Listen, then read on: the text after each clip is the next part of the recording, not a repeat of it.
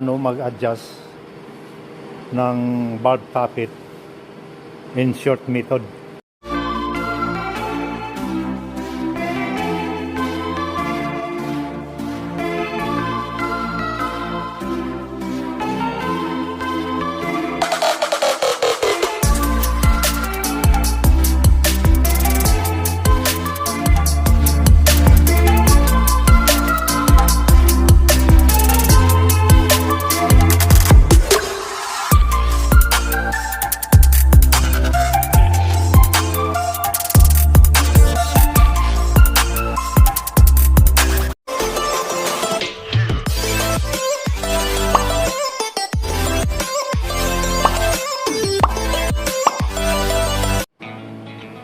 Good morning mga guys, mga lodi, mga ma'am. Meron tayong gagawing tutorial. Mag-tutorial tayo para sa ano ito, sa yung bagong sa nag-aaral pa lang ng pagka-mekaniko o bago pa lang naging mekaniko. Mayroon tayong ituturong tutorial kung paano mag-adjust ng bulb tappet in short method. Kasi karamihan nag-adjust tayo ng bulb tappet one by one.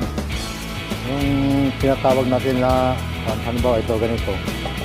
Ang tawa ang ito, firing order niya. Yung firing order niya 1342. Yan, 1342 firing order. Minsan nag-adjust tayo. Halimbawa, 1. Adjust natin 1. Tapos, ang susunod naman 3. Tapos, 4. Tapos 2. Yan, 1 by 1 ang tawag, 1 by 1 ng 1. 1 by 1 ang pag-adjust. Ngayon, ang gagawin natin na adjust mga guys, yung tinatawag natin short method. Short method. Bakit short method? Kasi dalawang ikot lang natin gagawin. 300, ang isang ikot 360, di ba? Kunin natin yung uno. Kunin muna natin yung uno. Yun, isang ikot yun. Uno. Tapos adjustin natin ang clearance. Adjustin natin lahat ng clearance. Mag-adjust tayo sa uno. Kukuha na tayo yung adjust dito sa 2 at saka sa 3. Tapos iikutin natin pangalawang ikot. Ang kukunin na naman natin na ma-open ang 4. Kasi yan lang dalawa ang kukunin natin. Yung sa short method yun lang. 1 at saka 4 lang ang adjustin natin. Laras na yung 2 at saka 3. Kaya pag-adjust mo sa 1, kukuha ka ng isa dito sa 2, kukuha ka ng isa dito sa 3. Pag-adjust natin sa 4, kukuha ka ng isa sa 3, kukuha ka ng isa sa 2. Hindi mo nagalawin yung 1 kasi yung running mate niya. Running mate ng 1, 4, running mate ng 4, 1. Yan lang yun siya, dalawang method. Ngayon, ituturo ko sa inyo kung paano natin a-adjustin. Okay guys? Gamit natin guys ito ang gamit natin ratchet na ang sakit 22 para pang ikot dito tayo mag-iikot sa alternator kasi tutulungan lang natin na mahigpit yung belt, kaya nang ikutin yung crankshaft makina. Saka ito yung natin mayroon tayong pillar gauge. Ito yung pang 14, pang bukas dito sa lock ng adjuster sa rocker arm screwdriver. Okay guys, mag-umpisa tayo ng adjust ng bulb tappet sa 4 cylinder. Firing order 1342. Firing order 1342. Adjustin natin. Iikutin natin yung makina. I-open natin yung uno. I-open natin yung uno. Pag nag-open tayo sa uno guys, titingnan natin, dito tayo magpo-focus sa 4. Dito tayo magpo-focus sa 4 para ma-open ang pag-open sa uno. Focus natin 4. Ayan, ikutin natin yung makina. Nag-ikot tayo sa makina.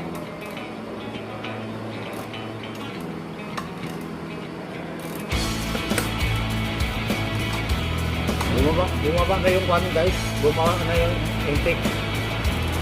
Bumaba na yung intake oh. Pag angat yan guys yung intake. Pag angat ng intake guys, bababa ng konti yung exhaust. Open na yung kwan. Uno. Okay guys, tingnan nyo yung yan, bumaba na. Ayan nyo yung intake. Pag angat ng intake, bababa ng konti yung exhaust. Pag angat ng intake na no, ayan o, ayan bumaba yung exhaust o. Oh. Yan guys, open na yung uno niya. Tingnan yung uno, open na. Ito yung uno oh, bukas na siya oh. Oh, bukas na siya. Ngayon, a-adjustin natin to yung uno. Ngayon, ang adjustment nito guys, straight ito, straight 30 mm. 30 mm ang adjustment, 12 inches. 12 sa inches, 12 sa inches, 30 sa mm. So yung gamitin natin, pillar gauge.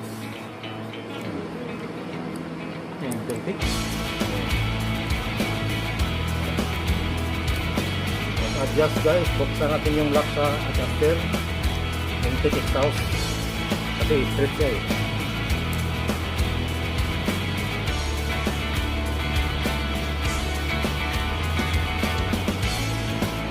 Kailangan ng pag-adjust ito yung kagat, kailangan pinakagat niya yung pillar gauge, hindi yung malambot yung ganyan o, makagat siya. Kailangan natin siya i-lock. Lock muna natin temporary, adjust ulit. Hindi nagbago, yan.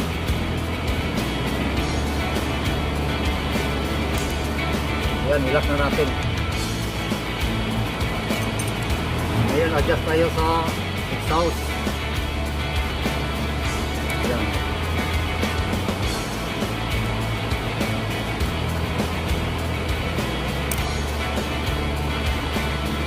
Yan. Lock natin.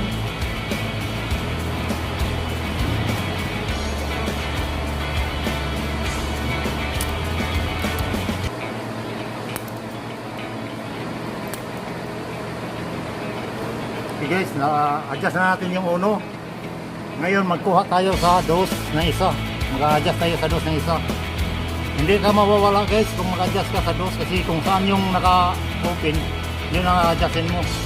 Ito yung intake sa dos, a-adjustin natin, at saka yung exhaust sa tres, yun ang a-adjustin natin.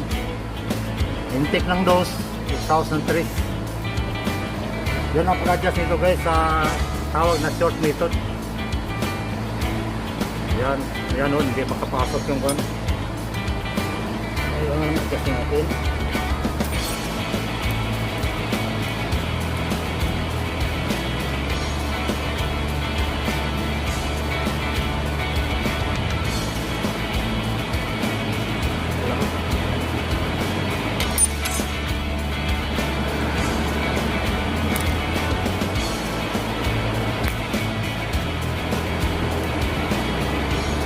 Okay.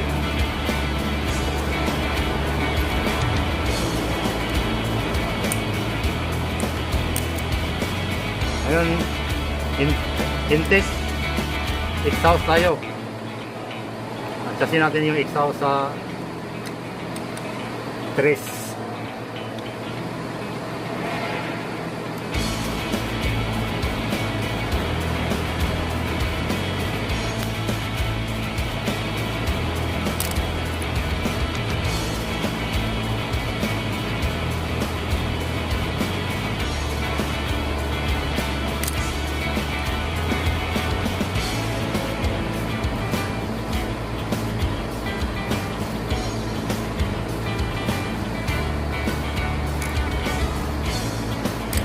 guys. Yun na yun ang first turn natin. Yung first turn, uno, intake sa dos, exhaust sa tres. Ngayon, iikutin na naman natin. Ang titingnan natin, yung uno naman. Kasi yung running mate ng 4 eh.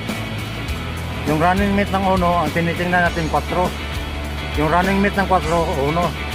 Sa uno naman tayo titingin mga guys. Sa uno tayo titingin. Ayan.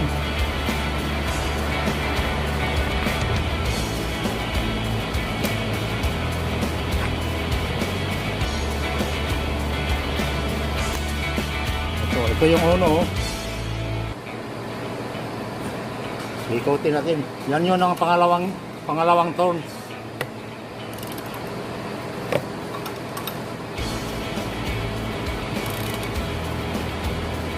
Kunting-kunti lang na natulak dito sa intake.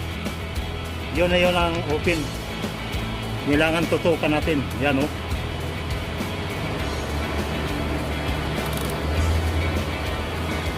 Oh, yan. Gumalaw na.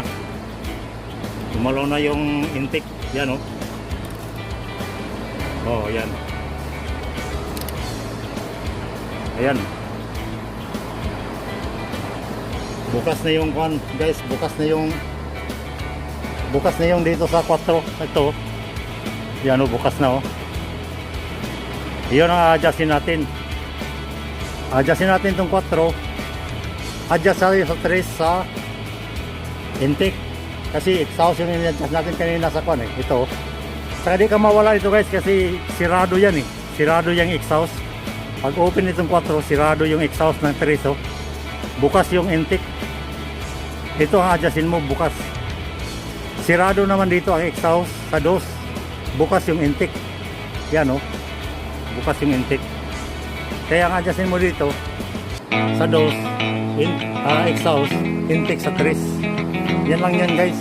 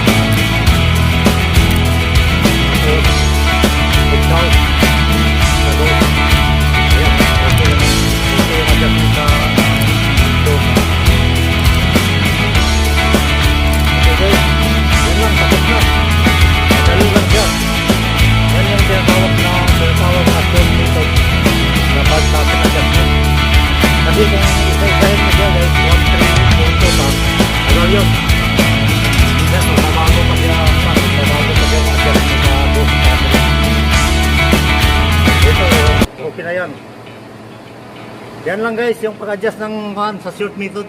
Yan lang yun, tinuturo ko sa inyo. Para yung sa mga bagong mekaniko, mga nag-aaral pa lang, alam nyo na kung paano i-adjust ang tinatawag na short method, valve tappet adjustment.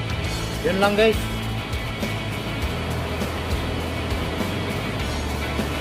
Sa susunod guys, ituturo ko sa inyo ang 6 cylinder naman. 6 cylinder naman ang ituturo ko sa inyo na mayroon tayong 6 cylinder dito na Cummins.